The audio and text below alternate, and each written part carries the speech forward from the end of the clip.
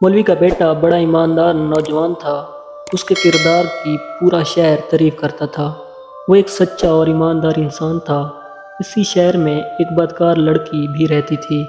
वो अपने बुरे किरदार की वजह से पूरे शहर में मशहूर थी। शहर के लोग उस बदकिरदार लड़की से बड़े तंग थे। वो शहर के नौजवानों को अपनी तरफ मैल करती और फिर उन्हें अपने बुरे किरदार से ब्लैकमेल करती।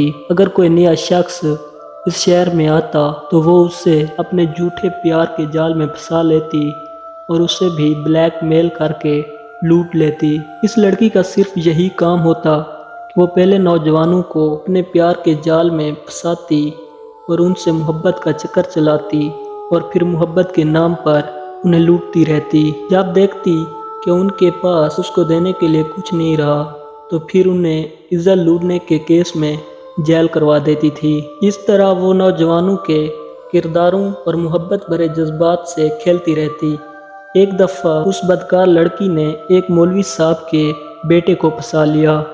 पहले तो लड़की ने मौलवी साहब के बेटे को खूब लूटा और फिर जब मौलवी साहब को पता चला कि उसका बेटा इस बुरी लड़की के साथ झूठी मोहब्बत के जाल में फंसा हुआ है तो मौलवी साहब ने अपने बेटे को बुलाया और उससे पूछा कि बेटा, मैंने सुना है कि तुम्हारा किसी लड़की के साथ मोहब्बत का चक्कर चल रहा है। बेटा, मुझे सच सच बताना, क्या जो मैंने सुना है वो सच है या झूठ। उसने बाप को सारी कहानी सच सच बता दी।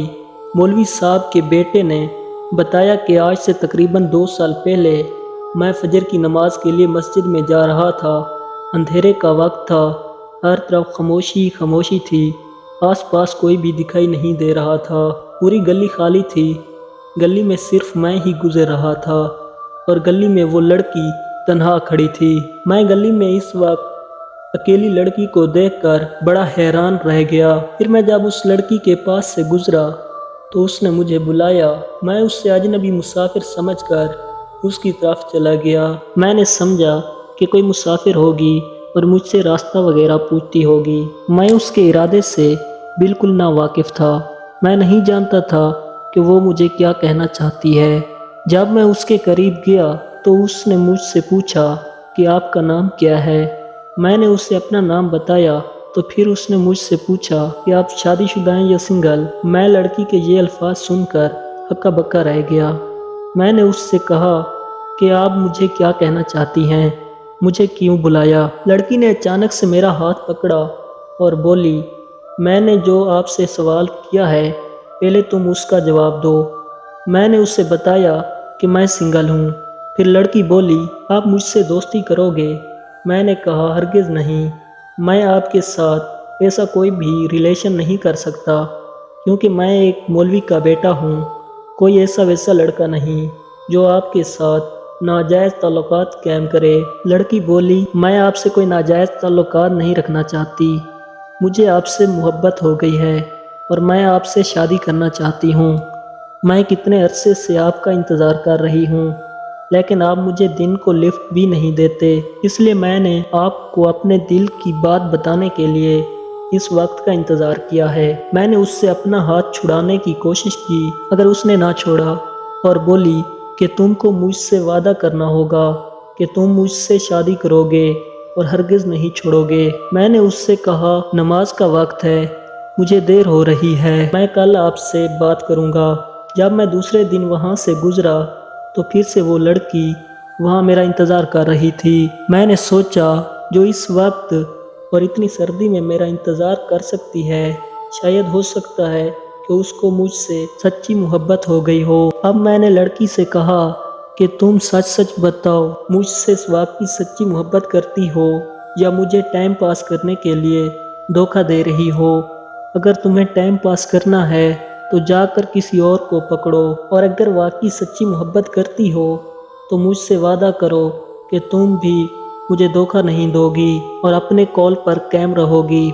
लड़की बोली, मैं आपसे शादी करना चाहती हूँ लेकिन आप भी मेरी हर ज़रूरत पूरी करेंगे और मुझे धोखा नहीं दोगे। इस तरह हम दोनों ने एक दूसरे से अहद ले लिया। इस तरह हमारे दरमियान ताल्लुकात की शुरुआत हुई और अब भी हम इन्हीं ताल्लुकात की बिना पर मिलते रहते हैं। मौलवी के बेटे ने कहा, अबू जान, اس کے علاوہ ہمارے درمیان کوئی ناجائز تعلقات نہیں اور نہ ہی ہم نے کبھی بھی ایک دوسرے سے کوئی برائی کی ہے۔